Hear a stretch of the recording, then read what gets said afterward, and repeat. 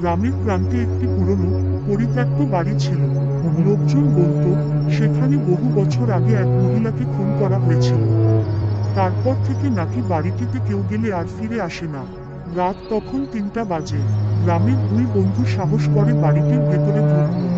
দরজাটা খুলে খোলার সাথে সাথেই যেন হাড় হিম করা ঠান্ডা বাতাস তাদের শরীরকে কাঁপিয়ে দিল।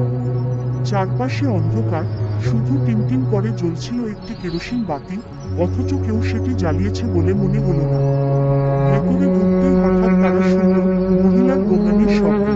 কণ্ঠস্বরটা যেন কোথাও থেকে তাদের নাম ধরে ডাকছে। রাহা, আসো, এখানে। একজন ভয় পেয়ে বেরিয়ে আসতে চাইল, কিন্তু দরজা হঠাৎ ঠাস করে বন্ধ হয়ে গেল।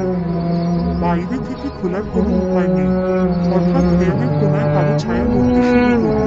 ধীরে ধীরে সেটি একটি লম্বা, মুখহীন মহিলার রূপ নিল।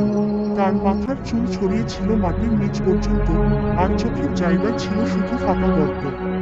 মহিলাটি এগিয়ে আসতে থাকলো, আর প্রতিটি পা ফেলার সাথে সাথে নিজেকে রক্ত জমে যাচ্ছিল। বন্ধুরা আতঙ্কে চিৎকার করে ওঠে, কিন্তু তাদের গলা থেকে কোনো শব্দ বের হলো না। পরের দিন সকালে গ্রামের লোকজন বাড়ির ভেতরে গিয়ে শুধু জনের জুতো আর এমনকি চুল পেল, মানুষ দুজনের আর কোনো খোঁজ পাওয়া গেল না।